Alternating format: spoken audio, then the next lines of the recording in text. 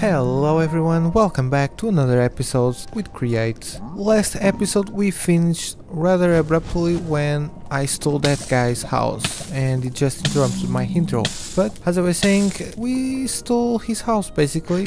Well, I'm glad I marked my way back home, otherwise I would be completely lost.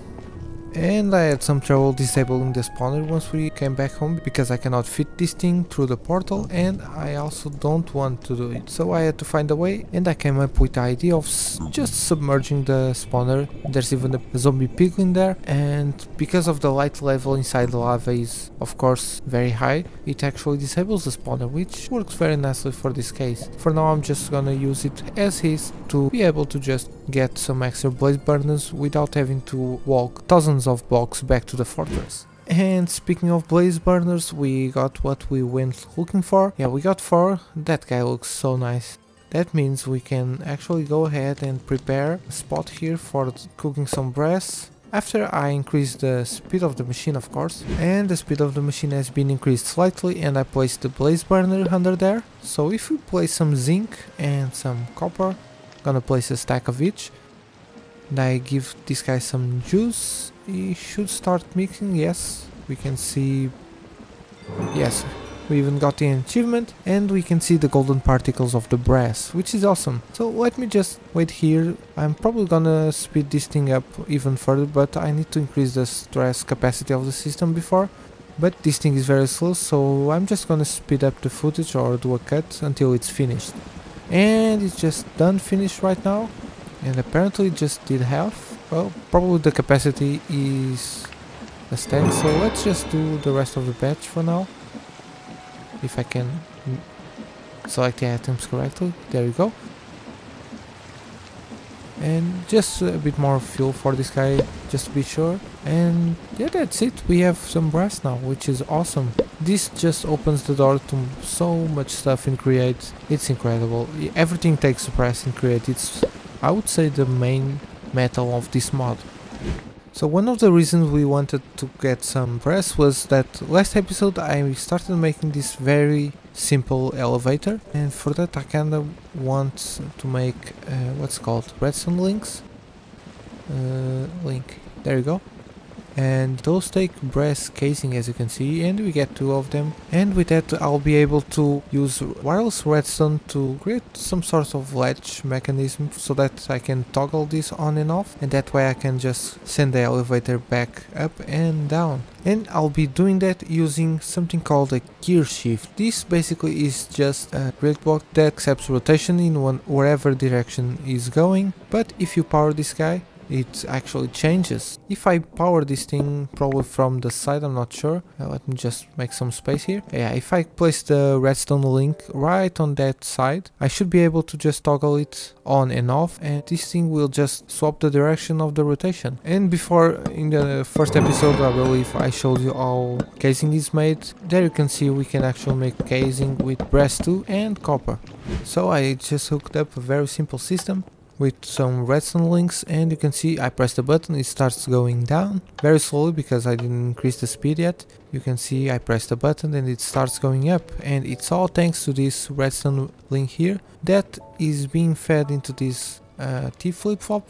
I don't know, I just saw this thing on Google, and the items cycle around, powers the comparator, and it signals a second redstone link that powers the side of the gear shift. So that way every time I press the button it just swaps around the rotation, toggling the signal on and off. I'm pretty sure Create has a block that does this, but for now I'm just gonna stick to mixing vanilla with Create redstone. Sometime later, and I worked a bit on the elevator, and look at that thing, isn't that a beauty? Just looks so nice. I used copycat panels because they are very thin, so you still have plenty of room inside the elevator, and I even added this fancy andesite door that folds in half. This thing I think just turned out amazing. It's like a somewhat medieval themed because of all the wood, but also has glass. I don't know, it just works so well. I'm really happy with how it turned out. But we kinda have a problem because right now I have no way of controlling it. I was looking into this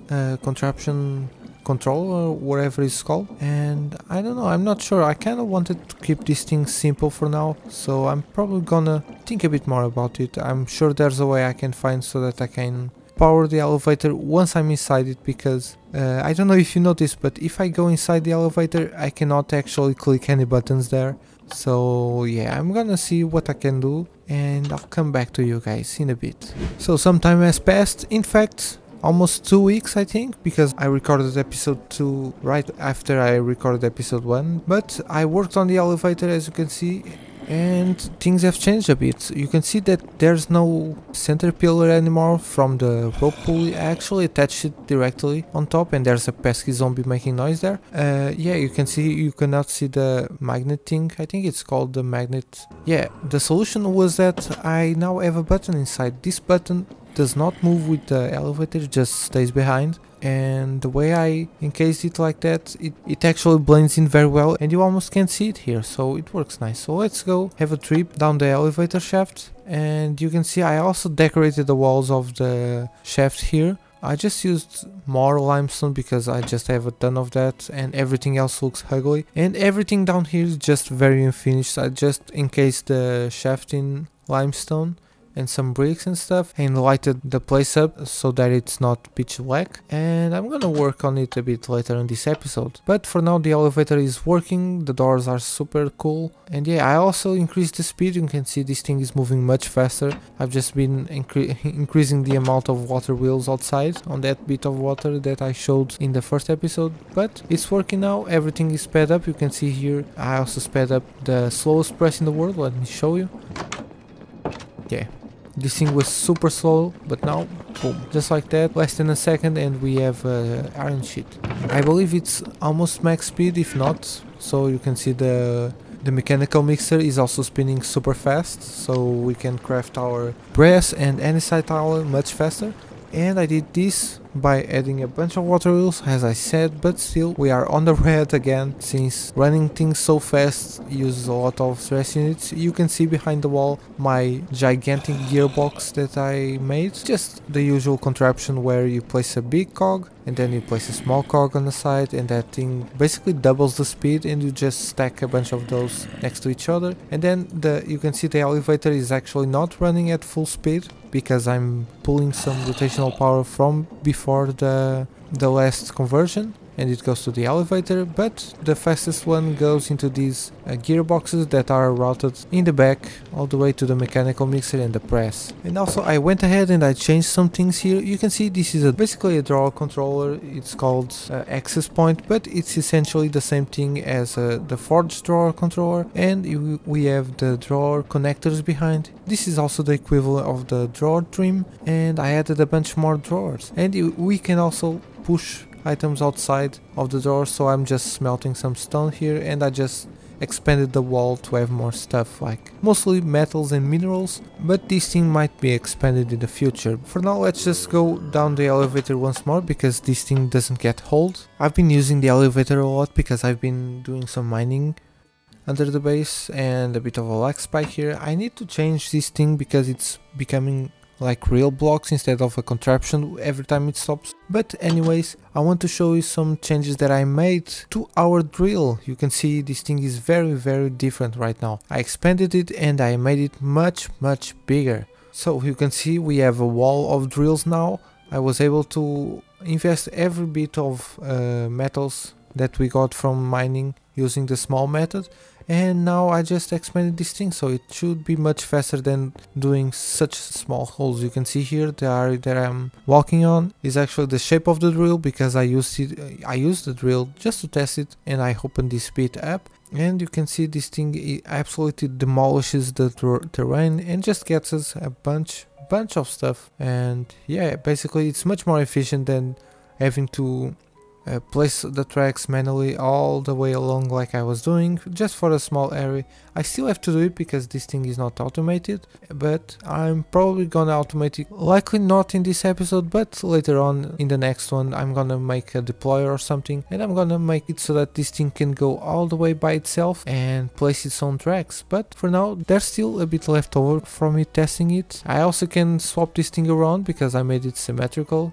In case I just wanna flip it around and dig from the left if I wanna repurpose an existing tunnel. But in another note, I also wanna talk about emptying this thing, because having such a big inventory now, it's gonna be a problem once I wanna filter the stuff out. So I'm thinking about adding a portable storage interface. These things allow you to basically suck items out of assembled contraption into belts, and that way we can just sort everything. And once I decorate this part of the base down here in the mines, I'm probably gonna have some sort of system that just filters everything automatically into some containers. I haven't thought very well about what I'm gonna do, but we'll cross that bridge when it comes to. So, I was talking about making a deployer, and I want to make a deployer because we have brass for it and we just need some brass sheets.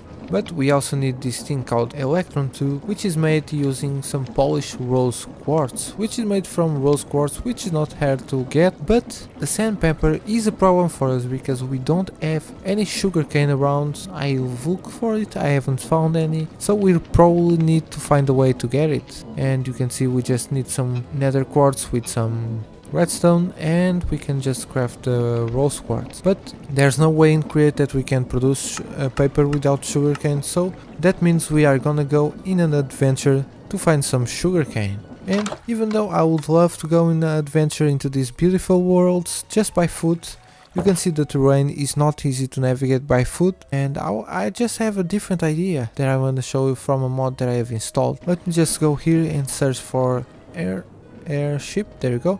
And this thing is basically just a very small airship, mostly the size of a boat, but not exactly. It's super easy to craft. I was looking at the recipe, we just need some sails that require some white carpet and string, so I have to find some cheaper one to get the carpet. And then the hull is also very easy, just any log with some iron. We get the hull, and the engine is a bit more complicated, but it's just a few layers of crafting. Blast furnace is easy, a boiler, just another furnace with some copper, and yeah, it's really easy to craft. Just takes a bit of resources, which we have, so I'm gonna make my life easy, and I'm gonna get an airship to just go in the small adventure and find the items that we need. Just now I was looking at this chest and I was noticing that everything inside is appearing on the display at the top of the screen. I'm not sure what's going on with the mod, because sometimes it works, sometimes it doesn't, which is really annoying. I wish it could just see the contents of inventory every time, but this is something that I'll have to fix in the future, it seems. So I was looking for some sheep, and I even have my shears in hand, but I actually managed to find sugarcane before I found sheep somehow. So I still want to craft the airship because there are other things that we are gonna need in the future, and it's just gonna be very useful to have around. So I just found a single sheep in the middle of the mountains here behind my base. I'm not even that far away of the base now, but yeah, I just found this guy, so let's just shear it. And I'm probably gonna use the grab it mod to just carry this guy home with me, because it's gonna be useful to just keep shearing him, because I don't remember seeing any sheep near the base aside from the ones that I killed in the very first episode to make a bed. But well, of course, now that I walk over the mountain, I just see a sheep there. There's another one over there. And as I make my way back home, I just find... yeah, my home is just around the corner there. And I just find these 4 guys, I think it's 4. This is the guy I brought. I just got 4 sheep right around my house, so all that time that I spent walking around in the mountains was for nothing, literally. But oh well. So I planted all the sugarcane that we got, so I just have to wait for it to grow, so that we can have some renewable paper in the future for more sandpaper. But now I want to work on getting some string. And I'm just gonna crush some wool in the milling machine that I don't have, but it's very easy to... not a grindstone, a milling machine, but it's very easy to make. You can see the recipe is just a piece of stone, some andesite and a cog. So let's go ahead and craft this guy. There we go, this guy has been acquired, and I also prepared the spot in the corner here for it. And yeah, the system is overstressed again, so... let's go, yeah, you can see this thing is just emitting red particles. Let's go ahead and add a few water wheels. And 4 new water wheels in place, and once I get a gearbox here... yes, you can hear the system running again. We're cooking with... well, we're not cooking, we're just spinning. Okay, it's still on the run, but it's working. This thing probably doesn't need to run at full speed, but I don't have space behind the wall to adjust the speed, so I'm just gonna roll with it. And let's chug some wool, if I can aim this thing. And then we even get an achievement, Embrace the Grind. And we should just get some, yeah, I can see in the top we have some 5 string there, so it's very fast at this speed. Alright, we have everything, so let's go ahead and craft this airship and see how it looks. Yeah, I just crafted all the components off camera because it's really boring. Just some simple crafting, but let's see. And yeah, this guy looks very nice. You can see just a very tiny airship. And I'm just noticing that we can actually see the boiler in the back.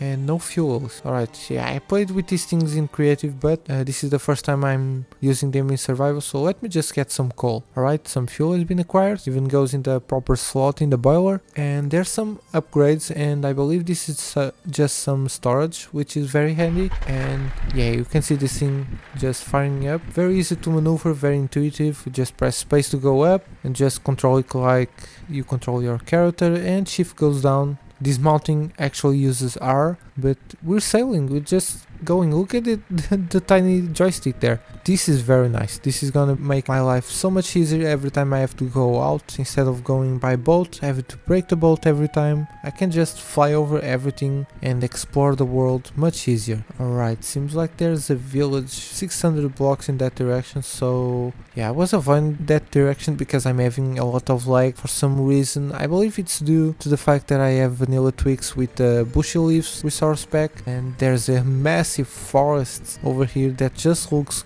gorgeous. Look at this thing. These biomes are so cool with all the colors of the leaves. Yeah, let's just keep going in this direction until we find a village. And we found the village, but also seems like the village actually spawned in almost in the middle of a, what's it called? A volcanic crater. Yeah, this terrain generation almost destroyed the village by spawning some volcanic crater almost in the middle of the village. But I'm gonna see what I can pick up from these guys, and I'm gonna go back home. Sir? Excuse me, can I please use that? Repairing, okay. Well, seems like I can actually bring one of these guys home if I want, but I don't. So, yeah, let's just see what they have around first. Sir, can I? Okay, let's go. No, there's a there's a kid in the back. Come on, get out. Alright, now we can go back home. Thank you for your resources that I stole, but I have to go now. I'll see you guys later. I'm probably gonna return at some point, I'm not sure. So let's just fly back home. It shouldn't take very long to do so. And this thing is actually very wobbly for some reason. I believe it's because it's raining. It's actually like reacting to the weather, which is very nice. You can see I'm not rotating, it's just this thing is moving by itself, which is realistic, I guess. Such a small airship would be very prone to winds. And we made it our way back home. You can see my monstrosity of water wheels there. And let me just see if I can actually park this thing. Oh, almost. Alright, maybe I'm just gonna place this thing on water since it's boat shaped. Does it float?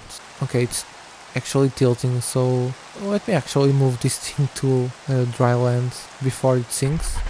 Alright, I managed to put this thing in land. I'm just so happy with how it looks, how it drives. This thing is just so cool. But now it's raining, so it's time for me to go inside. And now that we have some sugarcane, let me just go ahead and craft some paper, get some sand, and get the sandpaper that we actually didn't need to go on an adventure to get, but we still did. So let me get some redstone. I think it's 9 that I need. Did I get 9? Yes. Now let's just get some nether quartz, craft this, and I just hold one of each in my hand, and there you go, we got polished red quartz. Very simple, can also be automated with create, but that's for later. Now that we have the rose quartz, we can actually go ahead and just make an electron tube, just like so. And with that thing we can actually go ahead again and craft the deployer that we wanted so badly. So let's go ahead and make some brass sheets, and we can actually craft the brass hand, and that should be almost everything. I need a bit of casing, and yeah, that's it. Let's go ahead and we have... wait. Oh no, no, no, no! Come on, man. Oh man. Yeah, I thought it was strange that I heard the door open twice, but oh well. Well, we have the deployer thingy at least. Very sad ending to the episode, but you know, this thing is pointing somewhere, and that somewhere is to the like and subscribe button, so that we can catch the next episode right after I clean this mess. So, I hope you enjoyed the episode, and I'm gonna see you guys in the next one.